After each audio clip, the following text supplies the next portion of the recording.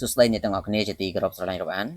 បាទវិលមកជួបគ្នាសាជាថ្មីជាមួយនឹងវីដេអូតម្រូវឆ្នោតយួនសម្រាប់ថ្ងៃទី18ខែ11ឆ្នាំ2025បាទបងប្អូនសម្រាប់ថ្ងៃនេះផងដែរយើងក៏បានធ្វើការសម្រិតសម្រាំងបាទជាពិសេសតែម្ដងសម្រាប់ជ័យជូនទៅកាន់បងប្អូននៅតម្រូវលេខឆ្នោតយួនបាទទាំងឆ្នោតយួនថ្មីនិងឆ្នោតយួនចាស់បាទសម្រាប់យកទៅធ្វើការផ្សងសំណាងជូនបងប្អូនជួយចុច follow page ចុច like ចុច share ទាំងអស់គ្នាដើម្បីទទួលបាននូវលាភសំណាងអញ្ចឹងយើងចូលទៅកាន់តម្រូវសម្រាប់ម៉ោង10កន្លះពេលព្រឹកតែម្ដងបាទសម្រាប់ព្រឹកនេះបងប្អូនសូមលេងខ្ទង់40និងខ្ទង់20បាទចំពោះខ្ទង់40សូមពុកម៉ាមីមីបូក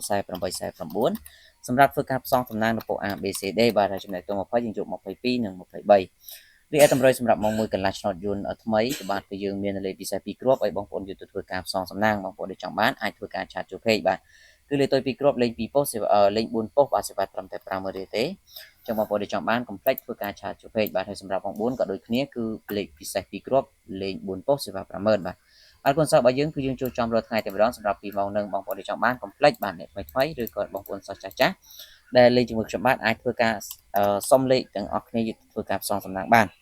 សម្រាប់ម៉ោង6កន្លះវិញយើងលេងខ្ទង់20ខ្ទង់7បាទចំពោះខ្ទង់20នេះយើងបុក24 25លេង A B C D ហើយចំណែកខ្ទង់7យើងធ្វើការលេង76 77បាទសម្រាប់ធ្វើការផ្សងសំណាងអរគុណពុកម៉ែមីមីបងប្អូនជូនពរសំណាងល្អទាំងអស់គ្នាសូមគោរពលា